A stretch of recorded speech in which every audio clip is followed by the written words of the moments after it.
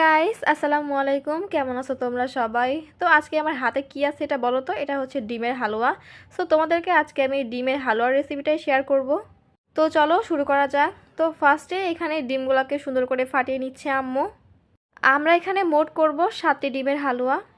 তো আম্মু এদিকে ডিম ফাটাচ্ছে আর আমি এদিকে গুঁড়া দুধ গুলাচ্ছি, বিকজ আমরা আজকে গুঁড়া দুধ দিয়েই এই হালুয়াটা বানাবো। গরুর দুধ দিয়েও ইউজ করা যাবে, বাট আমরা আজকে গুঁড়া দুধ দিয়েই করব। তো ফার্স্টে আম্মু ডিমের কুসুম এবং ডিমের ওই সাদা অংশটা ভালো করে মিক্স করে নিচ্ছে। আর এটা মিক্স করতে করতে তারপরে আম্মু আমার হাতে দিল, তারপরে একটু হালকা দুধ মিশিয়ে নিলাম আর তারপরে আবারও এটা সুন্দর করে মিশিয়ে নিতে হবে। আর তারপরে এর মধ্যে দিয়ে দিলাম কিশমিশ। কিশমিশটা কিন্তু ইচ্ছা মতো দেওয়া যাবে, মানে চাইলে স্কিপও করা যাবে। তো তারপরে আম্মু এর মধ্যে দিয়ে দিবে এখন দারুচিনি এবং এলাচ। এটা দিয়ে সুন্দর করে নাড়তে হবে এখন। তো আম্মু এখন গ্লাসের বাকি দুধটুকু নিয়েও এখন সুন্দর করে নেড়ে দিবে। গরুর দুধে করলে কিন্তু আরও বেশি টেস্টি হয়, বাট আমরা এখন গুঁড়া দুধ দিয়ে করবো। তো তারপরে নাড়া শেষ করে এখন দিতে হবে এর মধ্যে তেল। আম্মু এখানে দিচ্ছে সয়াবিন তেল। এই সয়াবিন তেলটা কিন্তু পরবর্তীতেও দেওয়া যাবে, বাট আম্মু এখনই ইউজ করতেছে এটা। তো তারপরে দিতে হবে এখন পরিমাণ মতো চিনি।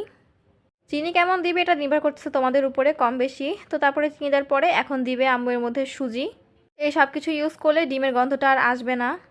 তো আম্মু এই সব কিছুকে সুন্দর করে মিক্স করে এখন চলে আসলো গ্যাসের কাছে। এখন এই কড়াইটাকে সুন্দর করে হালকা তাতিয়ে নিতে হবে এবং দেখো এরকম করে অল্প অল্প করে দিতে হবে এবং নাড়তে হবে। এখন কিন্তু আমরা তেল ইউজ করব না, বিকজ তখন কিন্তু আমরা তেল ইউজ করছিলাম।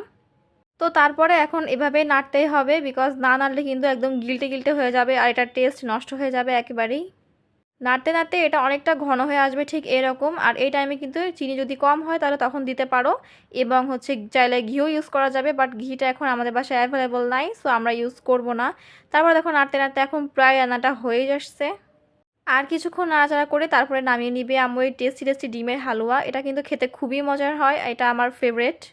আর কালারটাও অনেক সুন্দর, দেখো দেখে একদম খেতে ইচ্ছা করতেছে। এখানে আম্মু এখন প্লেটের উপরে সুন্দর করে সাজিয়ে দিছে আমাকে। এখন আমি টেস্ট করে দেখবো এটাকে। তোমরাও কিন্তু বাসায় বানিয়ে খেয়ে অবশ্যই বলবে যে রেসিপিটা কেমন। তো আজকের এই ভিডিওটা এখানেই শেষ করতেছি। সবাই ভালো থাকবো, সুস্থ থাকবা। সবাইকে আল্লাহ হাফেজ।